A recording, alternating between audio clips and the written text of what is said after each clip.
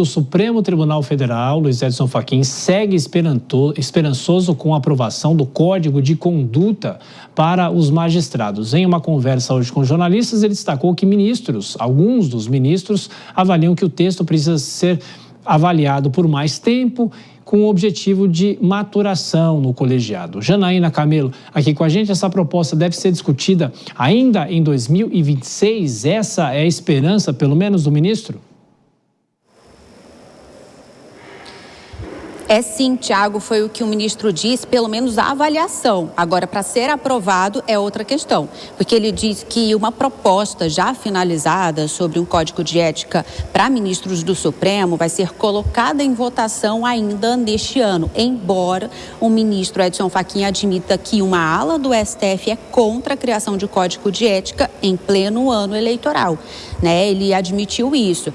Mas, enfim, ele falou que a ministra Carmen Lúcia, quem foi designada relatora dessa proposta, já está elaborando ali uma minuta, inclusive que ele mesmo já deu alguns palpites e que depois disso vai ser colocada essa proposta, ela vai ser colocada para exame de todos os pares, né? Todo mundo vai decidir junto, foi o que o ministro disse. Ele falou que a principal, na verdade, questão ali que está sendo discutida é o timing, que momento seria o mais ideal para que esse código de ética seja apresentado e seja colocado ali para votação entre os ministros. Outro ponto também que ainda está sendo discutido, segundo o ministro Edson Fachin, é a divulgação de palestras.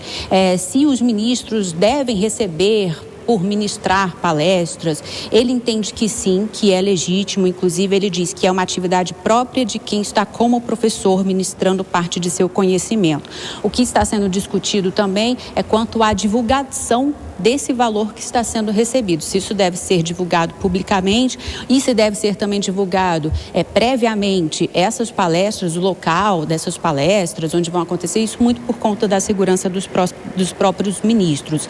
Ele disse que também está se discutindo dentro desse código de ética, dessa proposta, a criação de uma comissão de ética, né, para os tribunais superiores, para os ministros de tribunais superiores, a exemplo do que tem aqui na Presidência da República, que é a Comissão de Ética Pública, no Congresso Nacional, o Conselho de Ética. Ele disse que está se discutindo isso também, mas que a maioria, até agora, a maioria dos ministros entende que não seria possível, muito por conta de uma dificuldade de compor essa comissão, uma dificuldade mais técnica.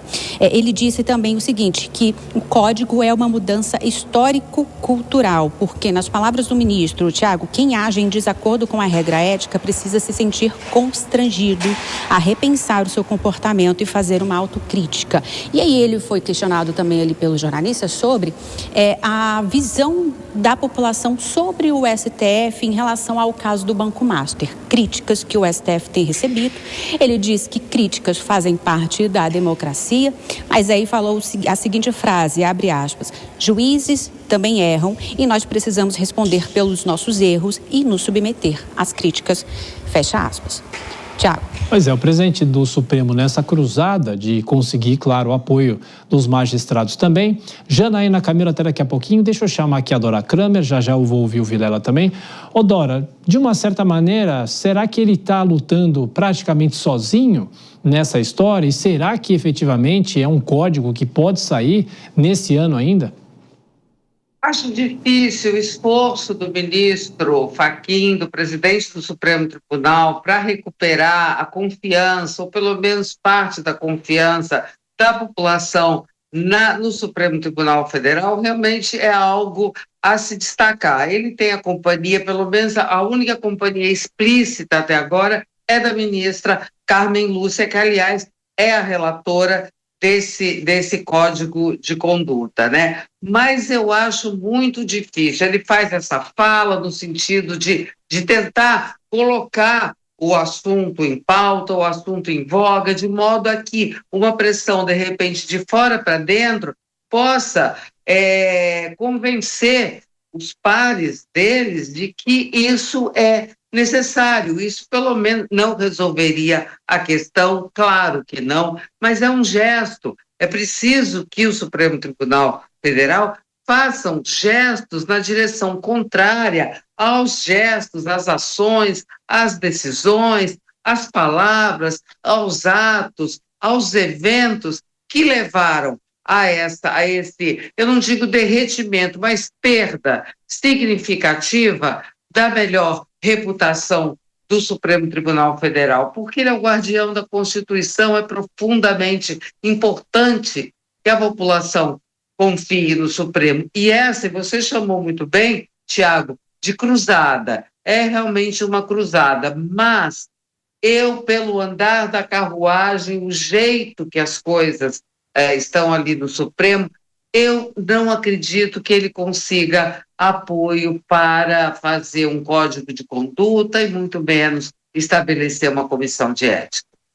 No fundo, não é, Vilela? São regras que não precisariam ser colocadas à mesa. Todos deveriam já saber e atuar no devido processo legal, já que a gente fala muito assim, né? Exatamente, Tiago. Agora, eu vejo que é importante que, quando se trata do serviço público, o cidadão que ocupa uma função pública, ele não deve ficar respaldado apenas nos seus valores morais, na sua conduta ética, que, evidentemente, devem ser elementos prévios ao exercício de qualquer atividade. Mas deve, sim, se submeter a um regramento objetivo. Quando se trata de coisa pública, não se pode prever, não se pode visualizar, acreditar, confiar em bom senso. Deve-se ter um regramento sempre objetivo, especificando claramente o que é feito, o que pode ser feito, da forma como deve ser feito. E aí, nesse sentido, o Brasil perdeu muito tempo em não ter um código de conduta